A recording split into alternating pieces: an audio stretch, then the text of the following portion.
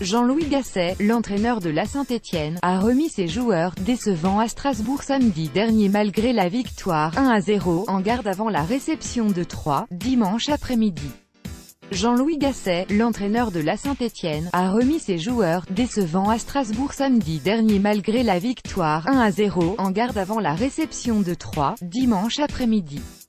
Êtes-vous toujours en colère après vos joueurs suite à leur piètre prestation à Strasbourg, victoire 1-0, le 14 avril?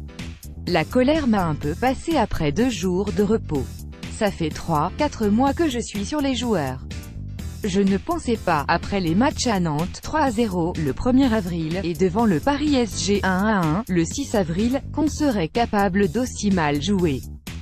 C'est le second match, après celui d'Angers, 1-0, le 17 février, où nous ne méritions pas non plus de gagner, où l'on s'est fait secouer. Ce match à Strasbourg, on l'a abordé un peu décontracté. C'était à la limite de la suffisance. Cet état d'esprit vous inquiète-t-il? J'espère que j'ai une équipe de compétiteurs et qu'on peut mettre ça sur le compte de l'accident. Parce que c'est inhabituel. Le nombre de ballons perdus, les erreurs de placement et de relance, si peu d'occasions et de tirs, c'était le néant. Et miraculeux que Mathieu Debuchy arrive comme ça et marque. On a resserré les boulons cette semaine à l'entraînement. C'est passé par quoi? Par l'investissement et la concentration.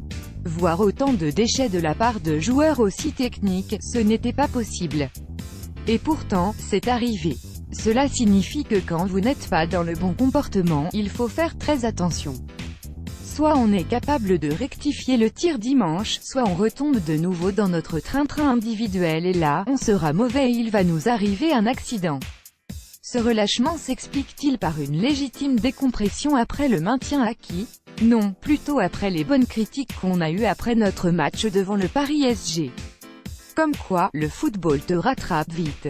Il reste 5 matchs pour prendre le plus de points possible. 3, n'est-ce pas le piège par excellence? Ce sont les matchs les plus difficiles psychologiquement. 3 a battu 2 fois Saint-Étienne cette saison. Je dis donc, attention. Les Verts doivent-ils désormais gérer la pression de jouer la Ligue Europa? La pression la plus dure, je pense qu'on l'a passée.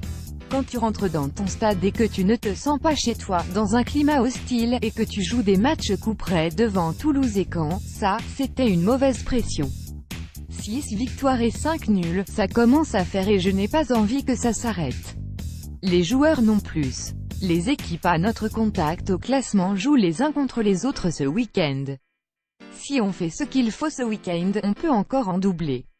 Votre équipe doit-elle davantage se libérer? Je lui demande juste de jouer à son niveau.